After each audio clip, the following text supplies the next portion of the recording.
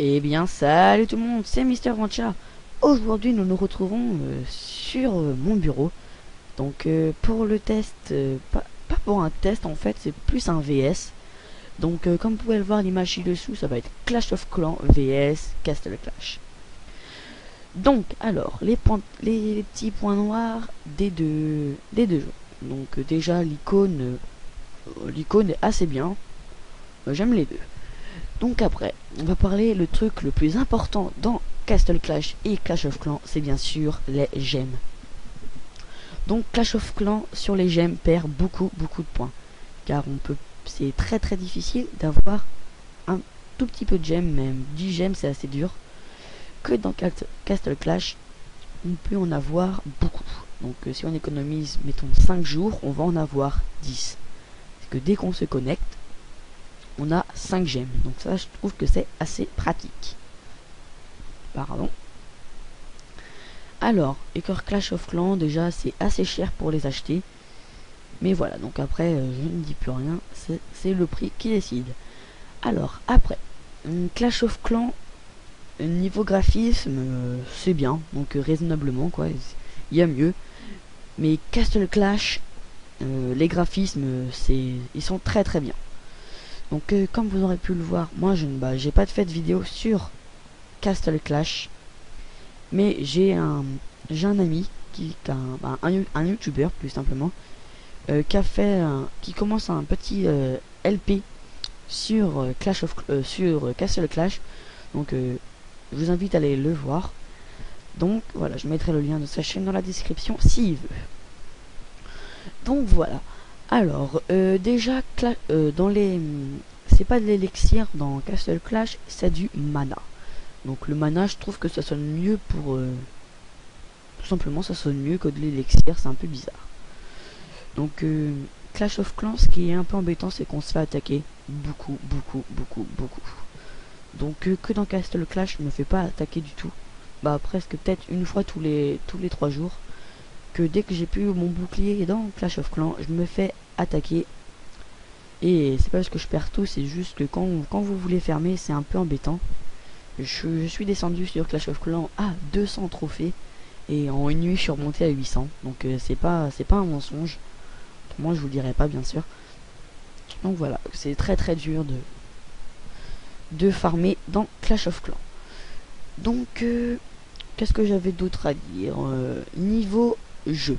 Donc niveau jeu tout simplement. Les deux sont bien.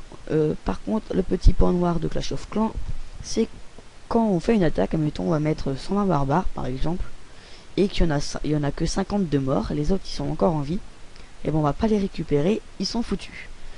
Que dans Castle Clash, on va pouvoir récupérer nos barbares. Donc ça c'est trop génial, car tout simplement, mettons on met des trucs qui coûtent assez cher à se faire et on n'a pas envie de les gaspiller car ils sont assez forts, et bah c'est pas grave, vous les gardez. Donc ça c'est un point pour Castle Clash. Aussi dans Castle Clash on peut avoir beaucoup d'héros, donc ce qui est pratique, car pour avoir un héros dans Clash of Clans il faut un HDV 7, oui 7 et 9 pour avoir les deux héros précisément. Donc voilà, donc c'est assez dur d'en avoir un. Moi je suis à HDV 6, je vais bientôt avoir peut-être un roi barbare, mais c'est pas pour tout de suite. Donc qu'est-ce que j'avais à dire niveau la campagne. Donc il y a une campagne sur les deux. Je sais pas trop quoi dire sur la campagne. Les deux campagnes sont bien, c'est les mêmes. Donc niveau défense, genre niveau équipement, tout ce qu'on a Clash of Clans est beaucoup mieux. Car dans Castle Clash, on n'a que une tour d'archer, des bombes et des pièges à héros, je crois que c'est ça, je vérifierai. Et par contre dans Clash of Clans, on a beaucoup de trucs. On a les canons, les tours d'archer, les Telsa, on en a beaucoup, les mortiers, les tours de mage, on en a vraiment beaucoup. Que dans Castle Clash, on en a pas beaucoup. C'est ça le petit problème. Mais en même temps, Castle Clash se développe tout simplement car il est tout nouveau. Il y a plus de monde à suivre Clash of Clans que Castle Clash. Donc faut qu'il fasse sa réputation, Castle Clash, mais moi personnellement je joue. Donc j'aime bien, après chacun ses goûts. Donc ce qui est le petit point noir de Castle Clash, il n'y a pas de tutoriel au début. Donc pour un débutant, donc c'est assez dur de trouver les bases. Donc faut quand même regarder des petits tutos quand même avant de vous débuter dans une aventure de Castle Clash, parce que franchement moi quand j'ai débuté mon Castle Clash j'ai fait n'importe quoi. Donc parce qu'il n'y a pas du tout de tutoriel, ils disent juste de poser une mine d'or et une truc de mana, et c'est tout. Que dans Castle Clash, non, Clash of Clans, ils nous disent comment faut faire, comment utiliser les attaques, comment utiliser ça, comment utiliser ci. Donc c'est, moi personnellement, Clash of Clans niveau tutoriel, il est mieux, parce que dans Castle Clash on ne l'a pas du tout. Donc voilà, je crois que j'ai tout résumé. Maintenant à vous de noter. Donc vous allez noter, mettre une petite note sur Clash of Clans, une petite note sur Castle Clash avec ma description qui compte. Donc vous allez mettre une petite note de Clash of Clans, une petite, non, on va pas faire, vous allez pas mettre de note générale, vous allez me noter tout simplement. Vous allez me noter en commentaire, parce que je suis pas très fort. Donc vous allez mettre une petite note sur 10. Ne soyez pas trop méchant quand même, c'est mon premier commentaire. Donc voilà. Qu'est-ce que j'avais à dire autrement sur les deux jeux? Bah voilà, je crois que j'ai tout fini. Ah non, j'ai pas fini. Sur Castle Clash, c'est assez facile d'avoir des héros en fait, car tout simplement c'est en insigne honneur. Donc les insignes d'honneur, c'est des petites étoiles jaunes, donc qui se gagnent au fur et à mesure des batailles pour acheter des héros. Donc moi en ce moment-ci j'en ai 11 000 je crois. Alors je vais vous dire ça tout de suite. Oui, j'en ai 11 000. Donc 11 000 insignes honneur. Parce que tout simplement parce que j'ai plus d'autres, j'ai plus de petites cartes pour mettre mes héros et je peux plus en mettre d'autres. Que dans Clash of Clans, je vais encore le répéter, c'est assez dur d'avoir déjà un héros, alors deux, que je crois que j'en ai 5 sur Castle Clash.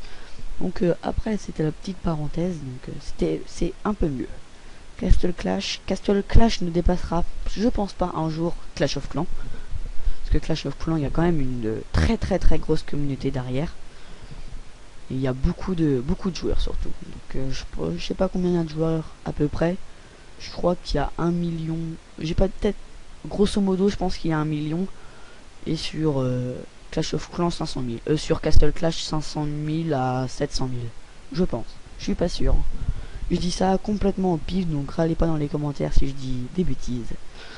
Donc voilà, ce que je ne sais pas du tout, mais je préfère quand même dire à peu près. Mais Clash of Clans est plus connu que Castle Clash. Et plus apprécié.